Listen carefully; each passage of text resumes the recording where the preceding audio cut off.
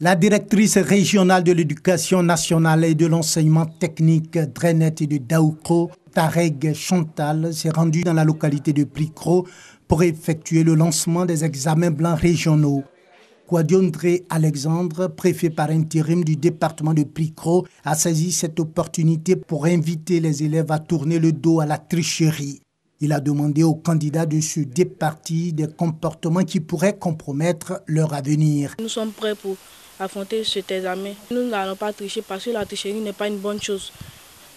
Quelqu'un qui triche ne peut pas évoluer dans la vie.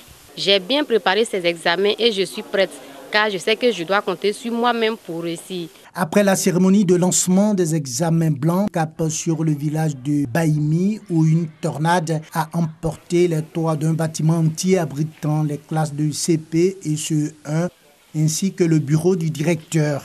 Toiture et charpente emportées, documents administratifs et dossiers des élèves endommagés par la pluie. D'où les dispositions particulières prises par les responsables de cette école. Nous avons environ 120 élèves aujourd'hui sans classe.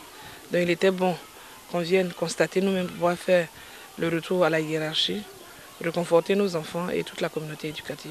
L'école faisant partie de la commune, il nous a été rapporté aussi que la mairie est en train de s'organiser pour pouvoir apporter une aide aussi.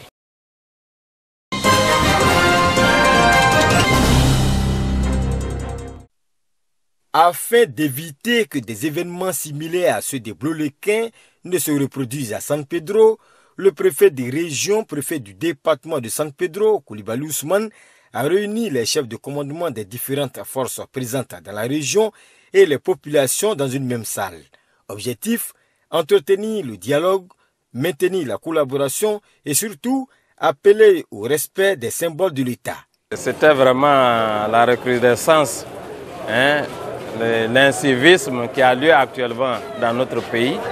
Je crois qu'avec les forces de l'ordre, nous nous sommes tous retrouvés pour pouvoir parler à cette population et parler en même temps aux forces de l'ordre. On a constaté qu'il y a eu trop de laisser-aller et maintenant l'État même est en train de prendre des dispositions pour qu'on puisse remédier à toutes ces failles qui existent actuellement dans notre pays. Les participants à cette rencontre ont évoqué des préoccupations, mais surtout ont salué l'esprit d'anticipation des autorités locales.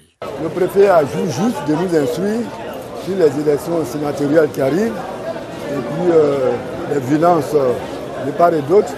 Donc nous avons été instruits et je pars d'ici très réjoui de donner relayer l'information à la base. Nous nous engageons à lutter contre toute forme de violence ici à San Pedro et nous engageons toutes les populations en tant que leaders communautaires à ne pas se faire justice, mais au contraire à signaler tous les abus de pouvoir ou tout abus d'autorité auprès vraiment des autorités compétentes. Les forces de l'ordre, c'est eux qui ont la force avec eux. Ils sont chargés de nous sécuriser. Et je trouve que dans les rapports, très souvent, ils en abusent. Chacun devra donc, à son niveau, tout mettre en œuvre afin qu'il n'y ait pas de violence à San Pedro. Car l'heure de la répression a sonné, a ajouté le préfet des régions. Des informations sur la tenue prochaine des élections sénatoriales ont été également données aux populations.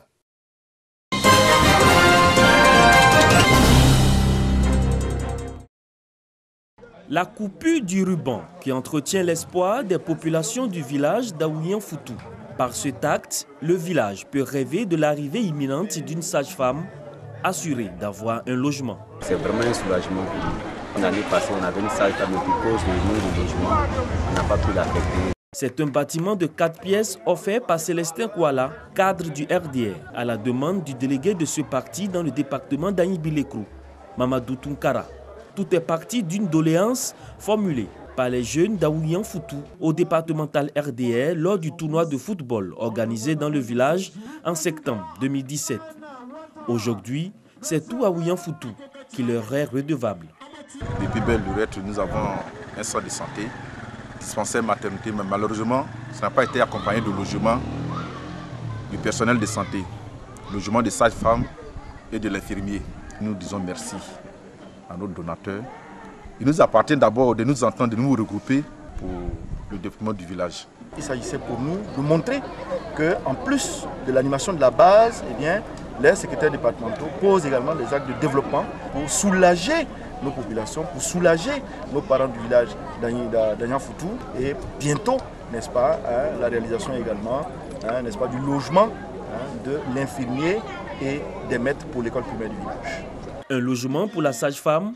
Pour autant, Aouyan-Foutou ne cache pas sa tristesse de voir que sa maternité est depuis sa construction en 2006 sans sage-femme. C'est l'infirmier du village qui assure tous les actes qui relèvent de la compétence de la sage-femme. Une double fonction pour l'infirmier d'Aouyan-Foutou qui éprouve d'énormes difficultés dans son travail et dans son quotidien. En temps normal, je vais être aux alentours du centre, juste à côté de l'hôpital. 12 ans de service sans sage-femme, c'est fatigant. Comme la femme n'est pas là, le monsieur qui est là, on est obligé pour accepter. Merci aujourd'hui, si on a eu une femme qui va nous s'occuper de nous, on est content. À Aouyan-Foutou, les manques sont nombreux.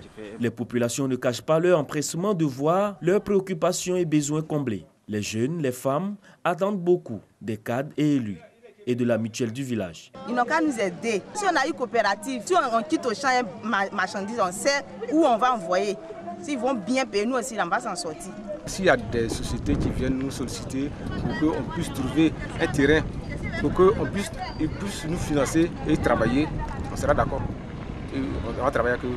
En attendant, les populations d'Aouyan-Foutou peuvent jubiler de la pose de la première pierre du marché du village. Le marché d'Aouyan-Foutou, pour le moment, se résume à la présence de petits étals visibles aux abords de la voie principale qui traverse le village. Aouyan-Foutou est situé dans la commune d'Agny-Bilekro, village d'accès pas trop difficile, peuplé d'environ 5000 habitants.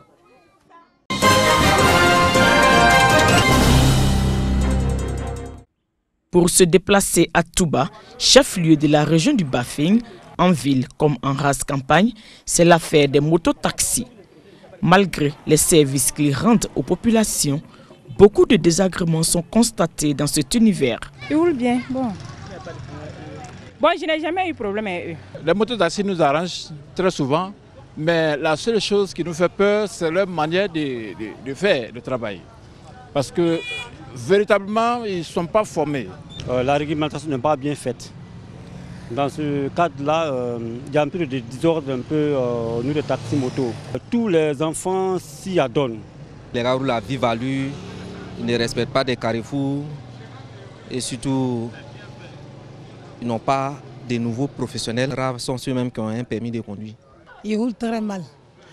Et puis ils sont très impolis. Souvent même ta monnaie mais reste avec eux. Accusés à tort ou à raison, les conducteurs d'engins à deux roues se défendent. Ce n'est pas le mototaxi seulement qui roule mal. Tout le monde roule mal. Si on dit qu'on n'a pas de formation, ça c'est vrai. Parce que, pourquoi? Nous on est ici, là, nous on n'a pas travaillé. On se débrouille pour gagner dans ça là. Bon, il y a d'autres même là, et quand ils passent, Fawen te passe, Fawen te passe. Donc, nous on roule doucement, doucement, doucement. Sans débrouiller nos passagers se retournent. Sinon, nous on ne roule pas très mal. On ne roule même pas mal. Dans tous les cas, il y a lieu d'agir. Mamadou Kone, député de la circonscription de Touba sous-préfecture, initie une campagne de sensibilisation. Les agents des forces de l'ordre donnent des notions élémentaires sur les consignes générales de sécurité, le code de la route, les pièces administratives des engins à avoir. Le motocycliste doit avoir le papier d'achat et le papier de dédouanement. À cela, il faut une attestation d'assurance. L'accident, ça peut arriver à n'importe quel moment. Même si tu es dans ton moment de lucidité, l'accident arrive. C'est imprévisible. Mais si tu mets casse sur la tête là, et puis tu tombes là, casse là, ça te protège. C'est ça. C'est pour cela qu'il faut avoir. Et bien entendu, le permis de conduire. Pour l'initiateur de cette séance de sensibilisation, il faut mettre de l'ordre dans ce milieu. C'est pour essayer de conscientiser nos parents propriétaires de motos. Ici, le seul moyen de déplacement que nous avons, c'est les motos. Mais malheureusement, les motos sont mal utilisées. Ça fait trop de dégâts. En tant qu'élu, je me suis dit qu'il fallait que je vienne parler à mes parents afin qu'ils essaient de s'organiser. Ils essaient de mettre de l'ordre dans leur comportement, dans la conduite des motos en ville comme en banlieue. La démarche est fort appréciée. À faire des papiers là, c'est très important. On doit faire papier. Donc si on n'a pas fait tout, on doit commencer à faire. On ne peut pas rester comme ça. Ce que le gouvernement dit, c'est ce qu'on doit faire. Il faut donc assainir le milieu pour le bien de tous. En outre, les populations exhortent les cadres et les élus à mettre en circulation des taxis dans la région du Bafing.